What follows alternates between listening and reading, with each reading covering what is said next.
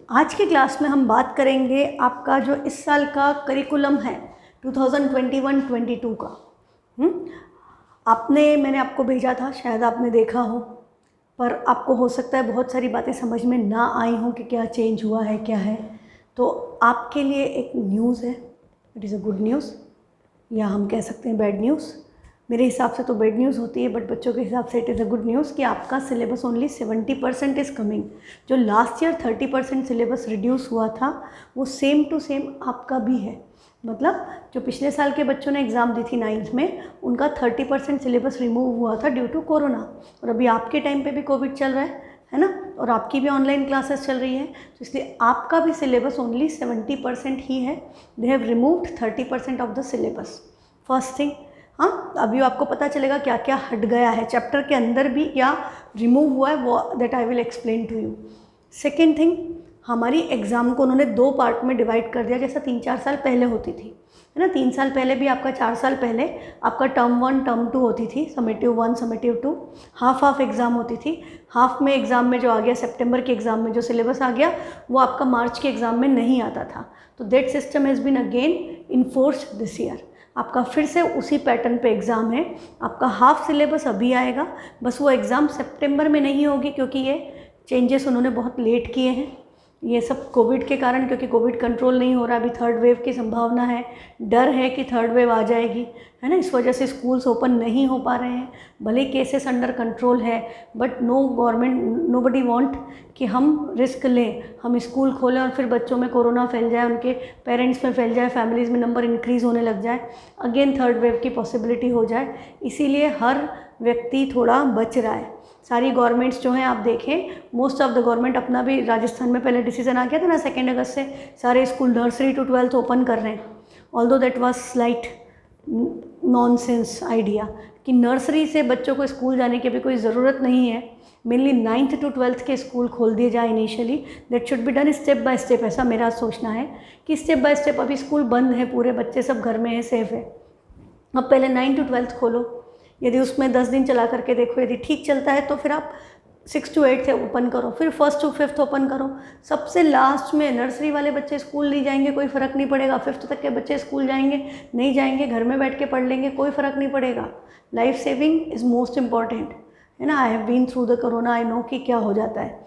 बाद में भी आपको बड़े साइड इफ़ेक्ट्स होते हैं, तो इससे बचना ही बेहतर है।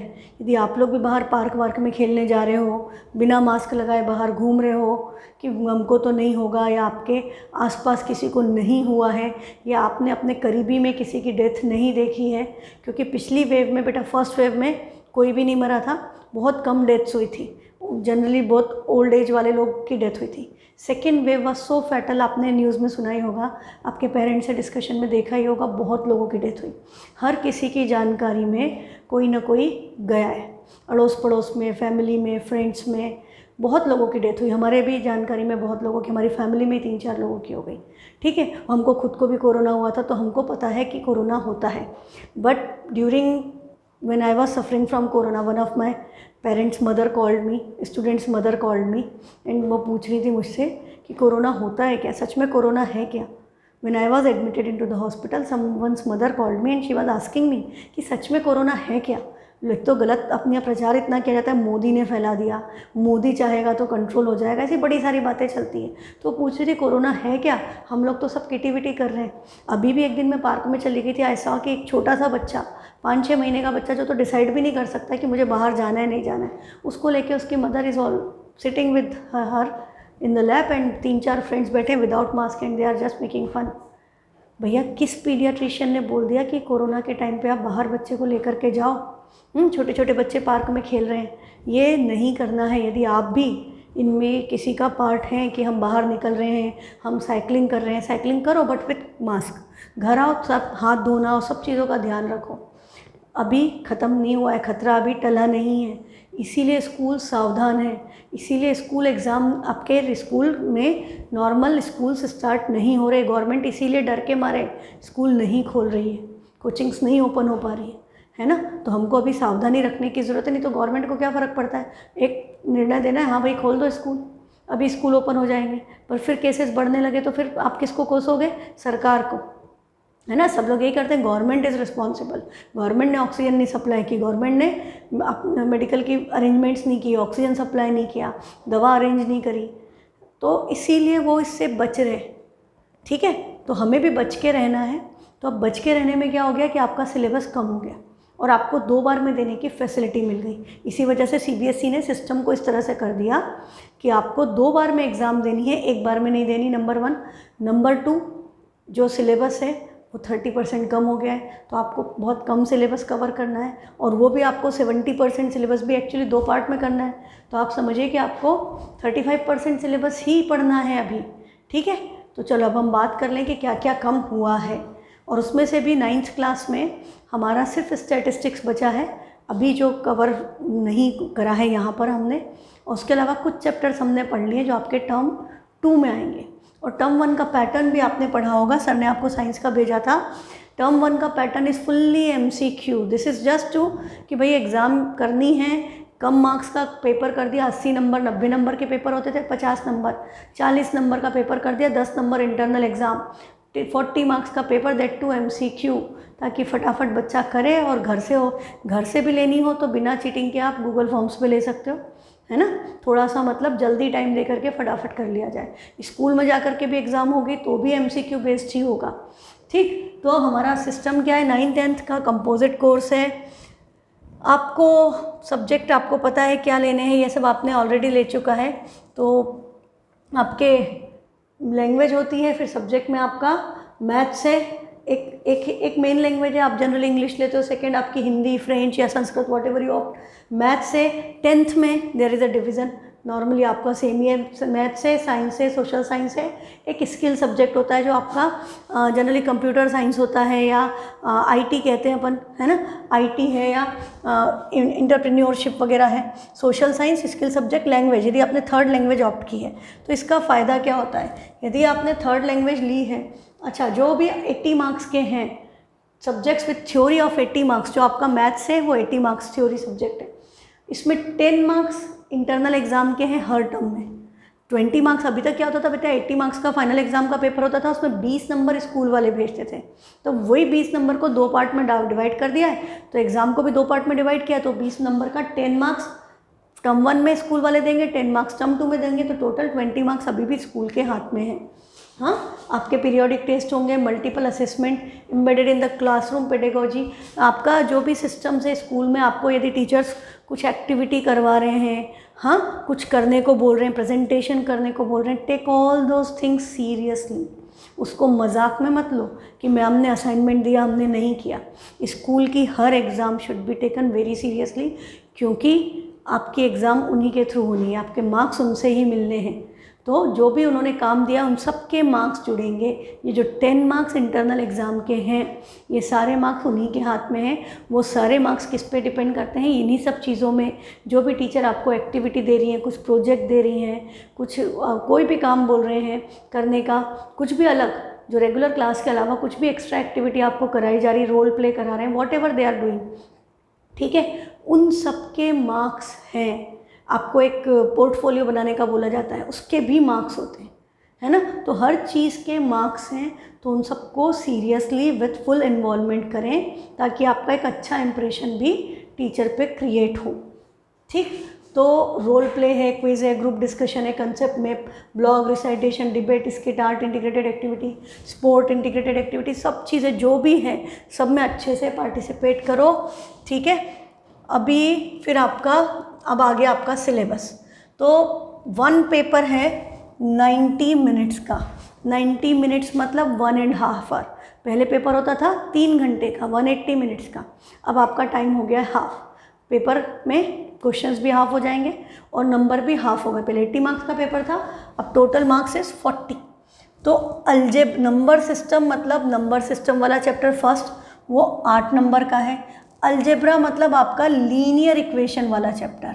लीनियर इक्वेशन वाला जो चैप्टर है वो 5 मार्क्स का है। कोऑर्डिनेट ज्योमेट्री आपको पता है, वो चैप्टर का ही नाम है। अब देखो कितना आसान चैप्टर था, उसका वेटेज है 4 मार्क्स। हाँ, number system 8 marks, linear equation 5 marks, coordinate geometry 4 marks, जिसमें कुछ है ही नहीं, है ना।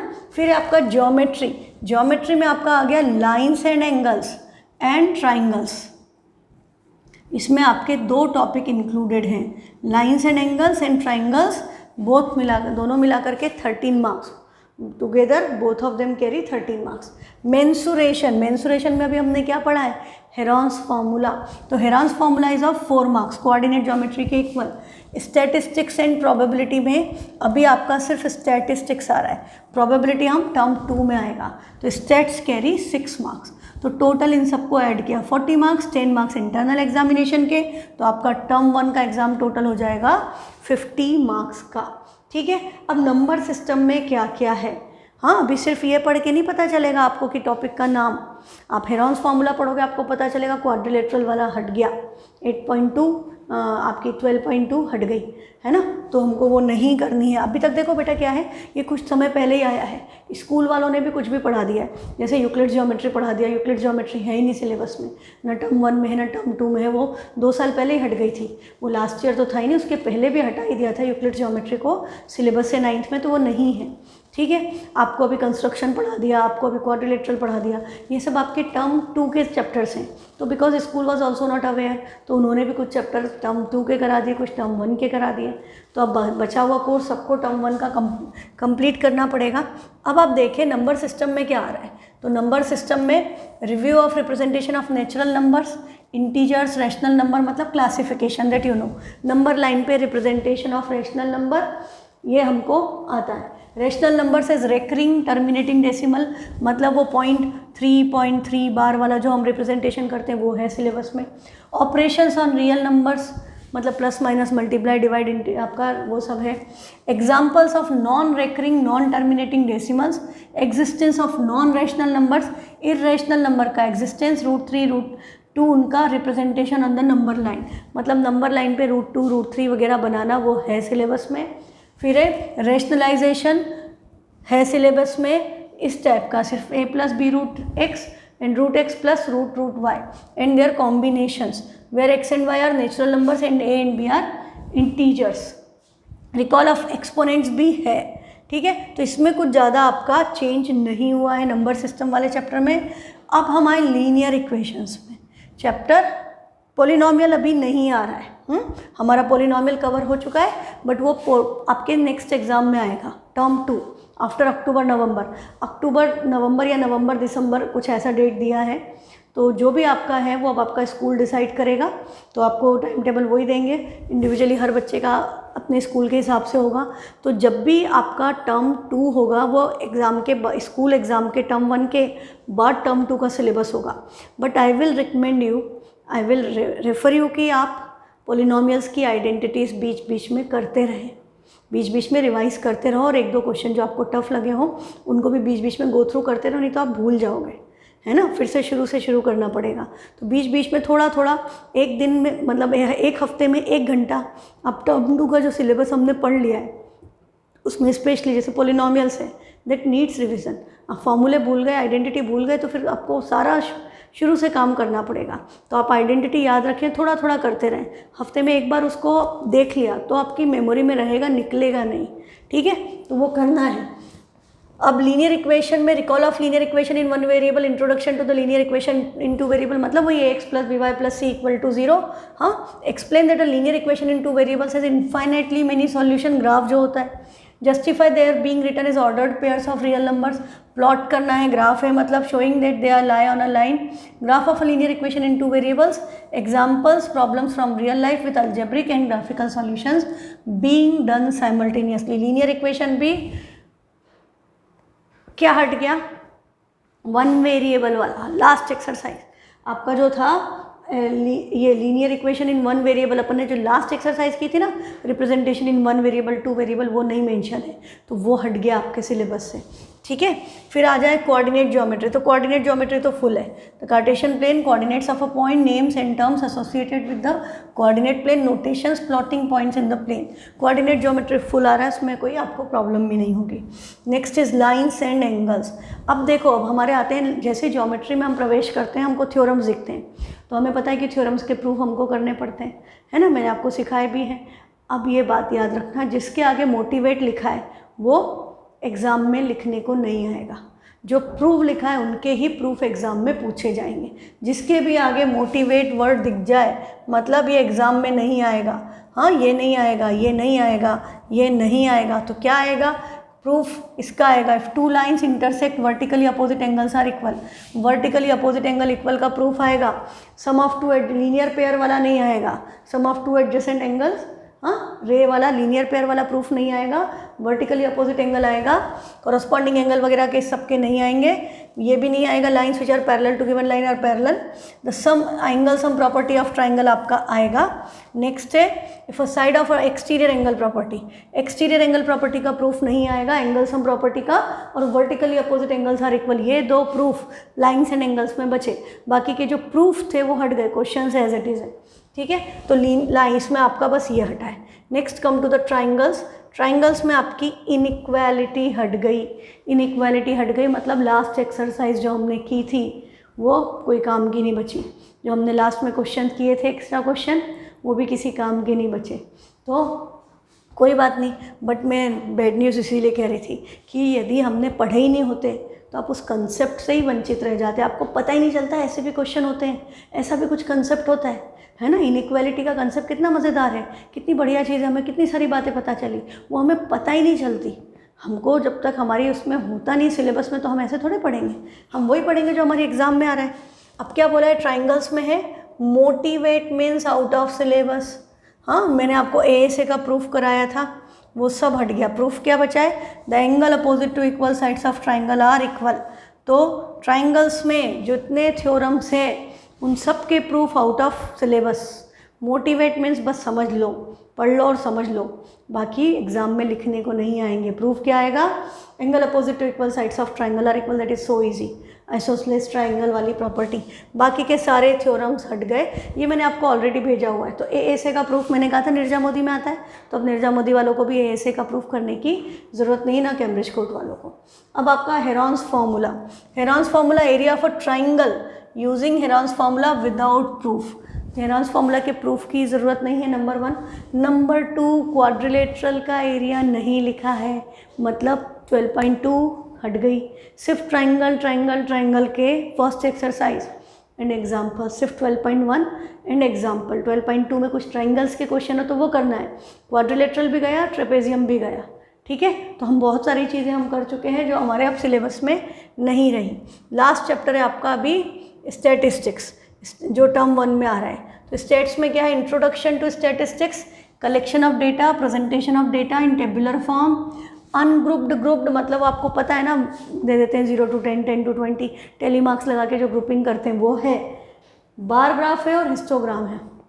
इसके अलावा आपको इस साल 9th में फ्रीक्वेंसी पॉलीगन था, मीन मोड मीडियन पे बेस्ड क्वेश्चन थे, ग्रुप्ड उसका मीन था, वो सब सिलेबस से हट गया है, ठीक है। तो खुश हो जाओ, सिलेबस कम है तो ज़्यादा मेहनत करके कम सिलेबस पढ़ के ज़्यादा अच्छे नंबर ला सकते हैं ना। हाँ, हमारा सिलेबस कम हो गया। नेक्स्ट है आपका अच्छा पीरियोडिक असेसमेंट, जो टेस्ट जो है स्कूल वाले वो 3 मार्क्स के होंगे, जो मल्टीपल असेसमेंट ले रहे हैं 2 मार्क्स का, पोर्टफोलियो जो आप बनाओगे 2 मार्क्स का, student enrichment activity practical work के 3 मार्क्स। तो this is how your total 10 marks school वाले डिस्ट्रीब्यूट करेंगे। तो ये आपका टर्म 1 का सिलेबस कंप्लीट। अब हम एक बार टर्म 2 को शॉर्ट में डिस्कस कर लेते हैं। तो टर्म 2 में आपका अलजेब्रा मतलब पॉलिनोमियल्स, ज्योमेट्री मतलब क्वाड्रिलेटरल्स एंड सर्कल्स, मेंसुरेशन मतलब surface area and volume, states and probability में स्टेट्स पहले हो चुका है, प्रोबेबिलिटी बचा, और ये इसका वेटेज है। देखो पॉलिनोमियल का वेटेज कितना है, 12 मार्क्स, और quadrilaterals and circles together 15 marks, surface area and volume 9 marks का, प्रोबेबिलिटी 4 मार्क्स की, बाकी सब सेम कंसेप्ट है। पॉलिनोमियल्स में भी बेटा आपका क्या होगा, वो जो एक लास्ट वाली आइडेंटिटी थी जिस पे सबसे ज़्यादा क्वेश्चन थे वो सिलेबस से हट गई, जिसमें x + y + z = 0 वाला था ना, वो नहीं लिखी है यहाँ पर, वो हट गई, ठीक। ज्योमेट्री में आपका क्वाड्रिलेटरल्स में प्रूफ क्या है, diagonal divider parallelogram into 2 triangles है, बाकी के सारे प्रूफ हट गए, सब मोटिवेट हो गए। और क्वाड्रिलेटरल में ठीक है, बाकी तो सारा है क्वाड्रिलेटरल में, मतलब पर ये इन सब के जो मिड पॉइंट थ्योरम का प्रूफ मैंने कहा था इंपॉर्टेंट है, अब वो आपके लिए इंपॉर्टेंट नहीं है क्योंकि एग्जाम में लिखने को ही नहीं आएगा। नेक्स्ट है आपका सर्कल्स अभी आपने पढ़ा नहीं है तो ये आप समझ भी नहीं पाएंगे। कंस्ट्रक्शन में भी एक तरह की कंस्ट्रक्शन हट गई है, है ना। कंस्ट्रक्शन में भी आपको, अभी आप पढ़ा नहीं है तो आप समझ नहीं पाएंगे, बट कंस्ट्रक्शन में भी सिलेबस रिड्यूस हुआ है। सरफेस एरिया एंड वॉल्यूम में cube, cuboid, sphere and right circular, cylinder, cone, ये पूरा एज इट इज़ है। प्रोबेबिलिटी तो ऑब्वियसली उसमें there is nothing to reduce. So this is all about your syllabus. Exam pattern अब आपको पता है, सर ने बता चुके हैं आपको कि आपका जो टर्म 1 है दैट इज़ फुल्ली MCQ। तो अब यहाँ पर जो भी टेस्ट होंगे अरिथमेटिक ट्यूटोरियल्स में वो भी आपके फुल्ली MCQ बेस्ड होंगे। और अब हमारा स्टैटिस्टिक्स के अलावा हमने बाकी के सारे चैप्टर्स हम कवर कर चुके हैं। जो टर्म 1 में आ रहे हैं उसमें हम सारे चैप्टर कवर कर चुके हैं, है ना। टर्म 1 के हमारा सिर्फ स्टेट्स बचा, और स्टेट्स में भी जो बचा है पोर्शन दैट्स वेरी सिंपल। तो नंबर सिस्टम, अलजेब्रा मतलब linear equation, coordinate geometry, geometry मतलब lines and angles and triangles, 1 2 3 4 5, Heron's formula 6 7 chapters are coming.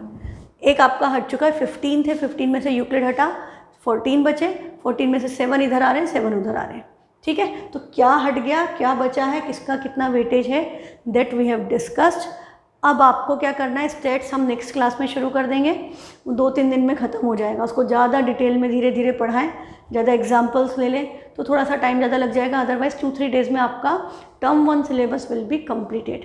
मान लो नेक्स्ट वीक में आपका टर्म 1 सिलेबस पूरा हो जाएगा, ठीक है। अब जो भी एग्ज़ाम्स मैं लूँगी they will be in accordance with your term 1 syllabus number 1। तो अब हम एक फुल सिलेबस टेस्ट ले सकते हैं आपका आफ्टर स्टैटिस्टिक्स।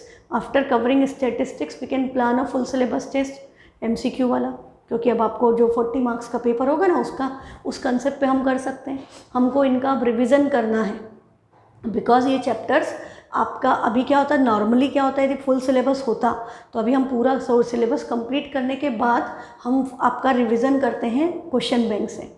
तो अब हमारा क्वेश्चन बैंक का revision after statistics we can start. तो after statistics we can do this thing जो मैं हमेशा ही फॉलो करती हूँ कि पहले एक रिवीजन हम NCERT से कराते थे जब ऑफलाइन क्लासेस होती थी। ऑनलाइन में क्या है कि आपके पास टाइम है, आपके पास सारी क्लासेस रिकॉर्डेड है NCERT की, तो आप सारी क्लासेस में आपको जिस भी टॉपिक में प्रॉब्लम है आप जा कर के वापस सारी क्लासेस में देख सकते हैं, है ना। You have access to all the classes which have been delivered since April and 28-29 April से जब भी शुरू हुई थी क्लास तब से आज तक जितनी क्लासेस हुई सबकी एक्सेस है आपके पास। तो आप सारी क्लासेस खोल करके देख सकते हैं जिसमें भी डाउट है। Otherwise start sending your doubts to me. आपके जो भी डाउट्स हैं वो मुझे भेजिए, स्कूल के जो भी टेस्ट पेपर्स हो रहे हैं वो मुझे भेजिए, तो मैं सबके सॉल्यूशन यहाँ पर करा दूँगी। नंबर 1। नंबर 2, फिर हम क्या करेंगे, हम जो स्कूल एग्ज़ाम्स के जो क्वेश्चन पेपर्स हैं पुराने वो करेंगे आफ्टर डूइंग क्वेश्चन बैंक्स। अब क्वेश्चन बैंक्स को मुझे थोड़ा इस हिसाब से सॉर्ट करना पड़ेगा कि आपके MCQ में जो क्वेश्चंस आ सकते हैं सिर्फ वही करना है। जो लंबे क्वेश्चंस हैं प्रूफ वाले उनको करने की हमें भी ज़रूरत नहीं है, क्योंकि पैटर्न चेंज हो गया है। तो हमें ऐसे 2 में तो आएगा नहीं, टर्म 2 में ये सब आएगा ही नहीं, तो हमें सिर्फ इसी हिसाब से पढ़ना है हर चीज़ को कि इसमें यदि MCQ बनेगा तो क्या बन सकता है। तो अभी आपके लिए भी एक टास्क है कि जहाँ पढ़ो वहाँ पे सोचो कि इसका यदि MCQ बनेगा तो क्या क्वेश्चन आएगा और उसका क्या आंसर होगा। हर चीज़ को, हर सब्जेक्ट में आपका, हाँ all subjects are going to be in the same pattern. तो आपको हर सब्जेक्ट पढ़ते वक्त कोशिश करना चाहिए कि यदि उसमें से कुछ MCQ बनता है तो क्या बन सकता है और उसका आंसर क्या होगा वो याद रखें, है ना। क्वेश्चन और आंसर दोनों को समझ के उसको एनालाइज करके दिमाग में रखो कि कभी भी ज़रूरत पड़े तो आप जल्दी से उसको यूज़ कर सकें, ठीक है। तो आज हमारी क्लास इसी पे बेस्ड थी। अब हम शुरू करेंगे नेक्स्ट क्लास में स्टैटिस्टिक्स पर। अब आपको क्या करना है, आपके जो भी डाउट्स हैं वो मुझे भेजना है और NCERT से सारे चैप्टर्स रिवाइज करके रखिए। फिर एक NCERT बेस्ड फुल नहीं हाफ, मतलब आपका टर्म 1 का मॉक टेस्ट ले लेंगे, then we will do revisions, then we will take mock test according to that. And school के पेपर, जो स्कूल्स के आपके टर्म 1 के पेपर पुराने हैं या फाइनल एग्ज़ाम के पेपर जो मेरे पास हैं वो मैं अब आपको भेजूँगी। फिर उसके बाद जब एक बार ये रिवीजन वगैरह हो जाएगा तो उसके बाद मैं आपको भेजूँगी, तो आप उनको सॉल्व कीजिएगा और उनके सॉल्यूशन मैं यहाँ पर करवाऊँगी। Specially we will focus on the MCQ portion, 1 mark और 2 मार्क क्वेश्चन जो भी MCQ में आ सकता है, we will focus only on those portions. Proof वाले क्वेश्चंस को फिर अब हमको बहुत करने की ज़रूरत नहीं है, पर किसी भी प्रूफ वाले क्वेश्चन पे यदि क्वेश्चन बन सकता है, जैसे मैंने आपको बताया था वो TPS वाला क्वेश्चन कि यदि हमारा ये ट्राइंगल है, ये परपेंडिकुलर है, ये एंगल बाइसेक्टर है, ये दोनों एंगल इक्वल है और आपको ये दोनों एंगल की वैल्यू दे दी कि ये 60 डिग्री है, 30 डिग्री है और ये एंगल पूछ लिया, तो ये क्वेश्चन प्रूव करने को आता है half this angle is equal to half of Q minus R. पर यदि डायरेक्ट ऐसे एंगल की वैल्यू दे दी तो आपको पता है 60 माइनस 30, 30 का हाफ एंगल कितना हो गया 15 डिग्री। तो इस तरह से क्वेश्चन 1 मार्क का बन सकता है ना, because you know the concept you can apply it. If you don't know the concept आप पूरा लंबा लंबा करोगे आपको टाइम लगेगा। अब सब में angle sum property, exterior angle property लगा करके सॉल्व करोगे तो आपको लगेगा 1 नंबर में क्वेश्चन दे दिया है तो 3-4 नंबर में आना चाहिए, है ना। पर उसका कंसेप्ट है वो हमेशा करेक्ट होता है कि this angle is equal to half of difference of this 2 angles. तो जो भी क्वेश्चन इस तरह के हैं जो प्रूफ में हैं और उससे कुछ एक ऐसा कॉन्क्रीट रिजल्ट मिलता है जिसको डायरेक्टली यूज़ करके 1 मार्क का क्वेश्चन बनाया जा सकता है, तो वो हमको करना है। ठीक है, clear. And be careful, stay safe और पढ़ाई करो अच्छे से, खूब बढ़िया पढ़ाई करो। स्कूल में टीचर्स पे इंप्रेशन अच्छा रखो। इंटरनल एग्ज़ाम्स हैं, मार्क्स उनके हाथ में है। 9th ऐसे भी इंटरनल ही होता है ना। पर क्या हो रहा है अभी, जैसे देखो 10th की रिज़ल्ट आएगा 1-2 दिन में, 12th का रिज़ल्ट आया तो उसमें 10th का रिज़ल्ट इंपॉर्टेंट हो गया। अभी आप जब 10th के लिए पढ़ रहे हो, जो बच्चे 10th में हैं उन्होंने 9th में ये नहीं सोचा था, या जो 11th में आ गए उन्होंने ये नहीं सोचा था कि हमारी 9th की या 8th की मार्कशीट काम आएगी, है ना। अपन ये सोचते 10th की लगेगी, 10th में पढ़ाई कर लेंगे। पर अब ऐसी जो सिचुएशन है अभी हमको नहीं पता। सब कहते हैं पेंडेमिक बहुत लंबा चलता है, 4-5 साल चलता है। We don't know how long this is going to take. हो सकता है जल्दी ख़त्म हो जाए, हो सकता है और कुछ समय तक ऐसे ही आपको ऑनलाइन ही पढ़ना पड़े। तो हमारे लिए क्या हो गया ज़रूरी कि हम 9th का रिज़ल्ट भी अच्छा बनाएं, इम्प्रेशन टीचर्स पे अच्छा रखें ताकि हमारे मार्क्स अच्छे आएँ, है ना। ये नहीं कर सकते कि हम 10th में बोर्ड दे देंगे हमारे तो अच्छे नंबर आ जाएंगे, है ना, लास्ट में पढ़ लेंगे 2 महीने। वो सिस्टम अब काम नहीं करेगा। आपका जो भी अच्छा बच्चा है जो हर एग्ज़ाम को सीरियसली लेता है उसके मार्क्स डेफिनेटली अच्छे आएंगे ही आएंगे, और जिसने हर एग्ज़ाम को सीरियसली नहीं लिया उसके मार्क्स अच्छे नहीं आ सकते, है ना। तो ये बातें सब ध्यान में रख करके उस हिसाब से आपको जो भी आपका रिज़ल्ट बनाना है आपके हाथ में है। आपका रिज़ल्ट आपके हाथ में है। आप कितनी पढ़ाई करते हैं, आप कितनी मेहनत करते हैं, आप कितने सिंसियर हैं, आपका इंप्रेशन स्कूल में कैसे, यदि आप सिंसियर हो तो इंप्रेशन अच्छा ही होता है। सब रेयर है कि सिंसियर बच्चा और इंप्रेशन ख़राब हो। ठीक है, तो कीप वर्किंग, कीप फोकस। और जो भी डाउट है, जो भी जिस भी चैप्टर में जो टर्म 1 में आ रहे हैं, टर्म 2 के डाउट्स करने का कोई फ़ायदा नहीं है। मैं तो सॉल्व कर दूंगी बट आपके लिए अभी कोई यूज़फुल नहीं है, वो आपके काम आएगा आफ्टर टर्म 1 ओनली।